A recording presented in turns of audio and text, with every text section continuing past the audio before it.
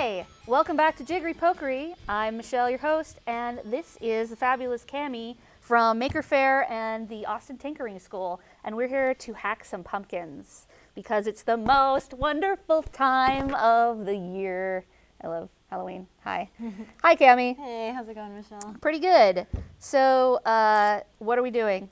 This is all you, babe. Oh yeah, totally. So I just brought some tools for us to use to carve our pumpkins because it's actually just a really fun, easy, and effective way to carve pumpkins. I think it's much better than trying to use those slippery little sets that you buy at the grocery store or something. So I have some drills, Yay, and some big spiral bits and some spade bits, and ooh, here's some safety glasses. Oh yeah, safety first. Safety first.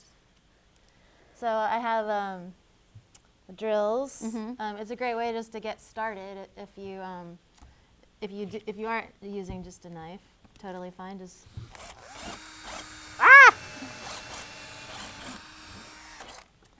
And at Austin Tinkering School, we tinker a ton with kids and use all these power tools. And I happen to think that using power tools on pumpkins is a great way to start out using tools with your kids because you know these bits go into the pumpkin so easily, like butter, and so it's a fun way to give them that power tool experience without if you're not quite ready to work with wood with that. Yeah, it's a nice malleable medium. Yeah, nice and soft. And then I also brought this jigsaw, which is an awesome way to cut through this thick pumpkin shell. It's a great way to cut off this top, which, as most of you know, probably is kind of like a little bit challenging. So should I just go ahead and do it? Yeah, go for it.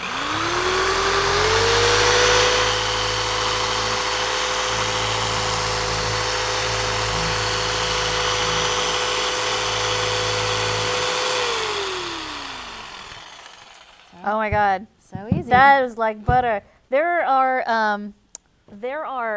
here's a bowl for you. And there are like those inexpensive pumpkin carving knives that you get like at the supermarket or the craft store or the Hallmark store or whatever.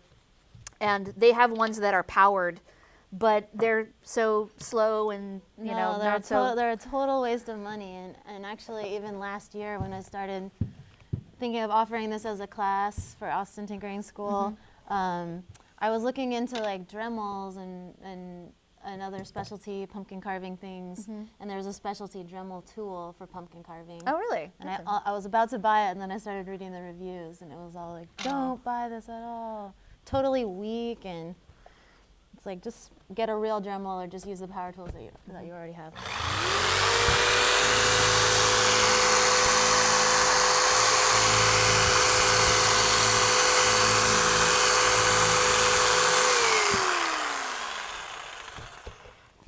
That's fun. Yes. Yeah, and obviously, when might get a little bit tricky with smaller pumpkins, but with big ones, you can use that jigsaw To just slice right through it. Yeah, go to town, as adept as you can be, carve the shapes and get in there. I think a Dremel would be really great because you can start doing that layering thing and Yeah, I mean, I did not have good success with the Dremel, actually. That's why I didn't bring one. They're actually a lot harder to control than I thought, and they actually kind of, they just kind of aren't quite powerful enough. They kind of bounce around on this surface and don't carve through well, but I saw that a router is actually a really good way if you're trying to just scrape away the surface and make designs that don't go all the way through.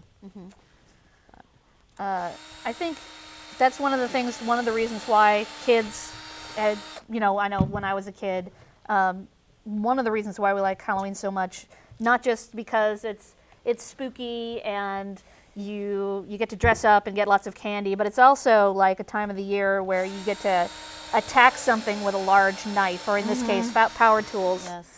In a way that you don't, it's kind of getting your hands dirty in a way that you don't necessarily get to do during the rest of the year. I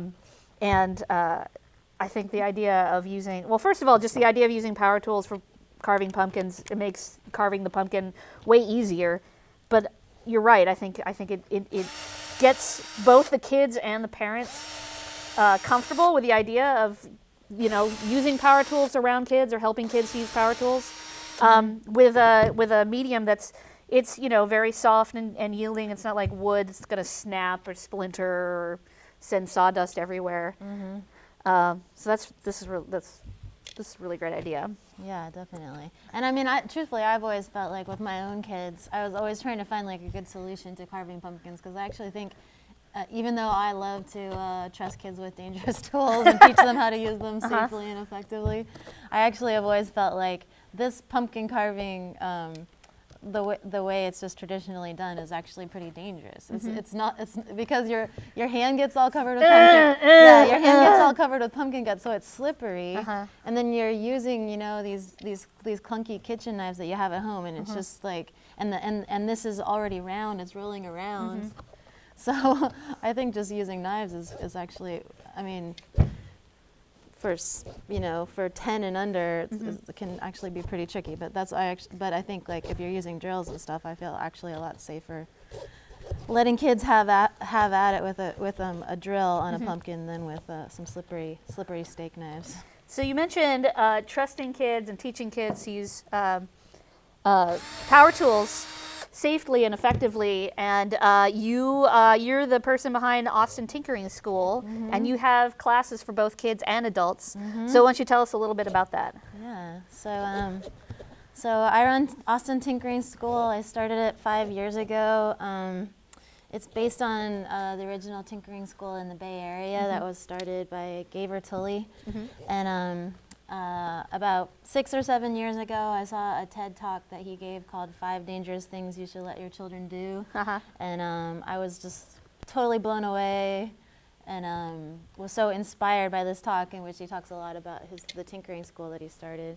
And but at that time, I didn't think that I would be the one to start a tinkering school in Austin, but I just became convinced that Austin really needed one of these. But nobody ever took the bait, and so gradually I just decided I would have to be the one to start the tinkering school. And so yeah, just bit by bit, kind of been a neat learning process. Yes, pumpkin guts spraying everywhere. But it's been a lot of fun. So now we do all sorts of different classes, use all sorts of different tools. And you were used a lot by homeschool folks and Turner School folks to get credits in, you know, making stuff and.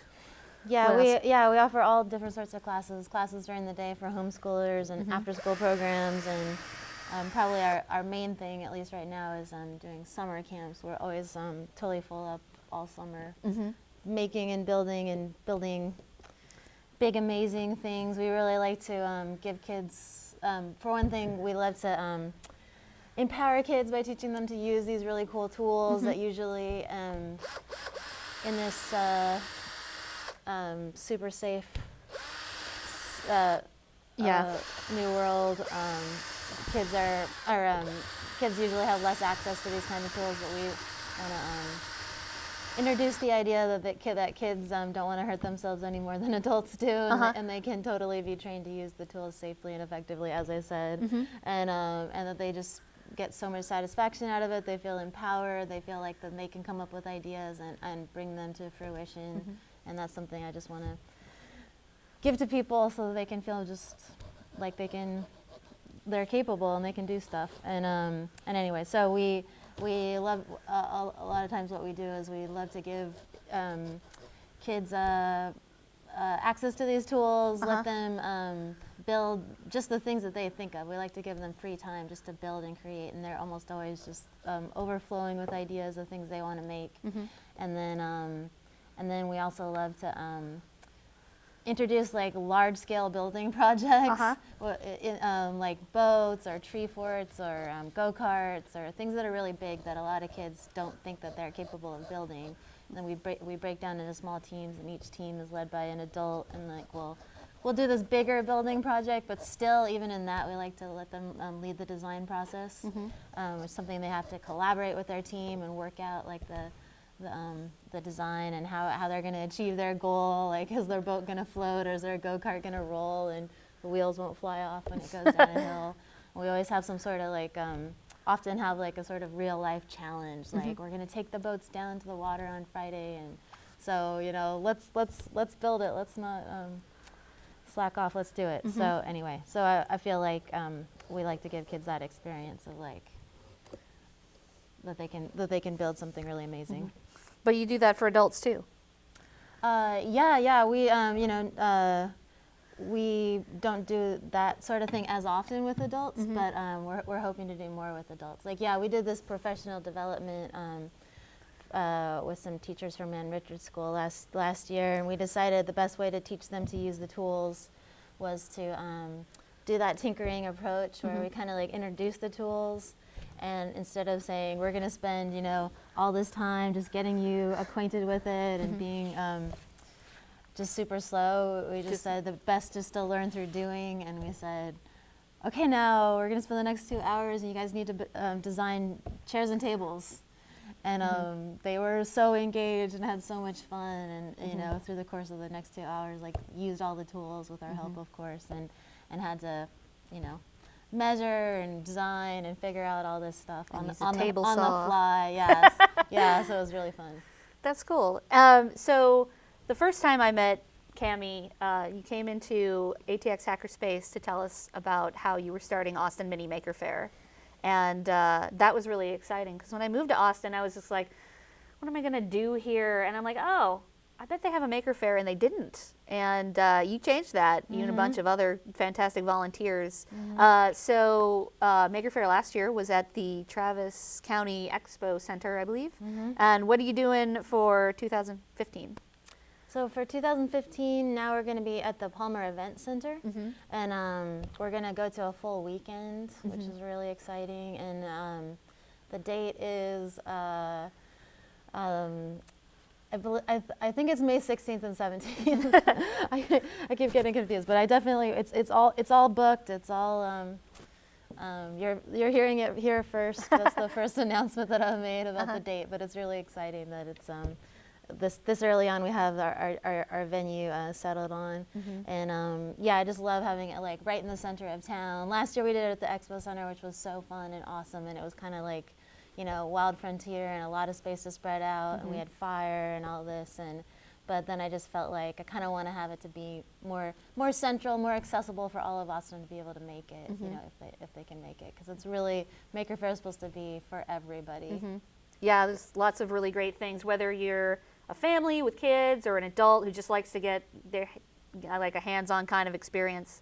There's always lots of really cool stuff to do there. So if we want to learn more about the Tinkering School and Mini Maker Faire Austin, where would we go online to learn about those two things? So you can go to austintinkeringschool.com and or austinmakerfair.com. Cool. And another thing about Maker Faire, I mean, it won't be happening for a while, but if you're interested in applying to be a maker, usually we open up our call for makers in late January, and so then people can apply to be makers, and it's free. It's free to have an exhibit or show off your amazing creation, your robot or something that you want to build. So we're excited. Yeah. So we love showcasing really cool Austin makers. So. Yeah. So if you have something cool that you have made or that you do, and you just want to show that off, then you can apply to either have a table or to give a talk. And also, we're going to be looking for volunteers. So Austin Tinkering School, Austin Mini Maker Faire, don't be afraid to use your power tools with your pumpkins. And that's Jiggery Pokery for October. Thank you very much, and we'll see you again later.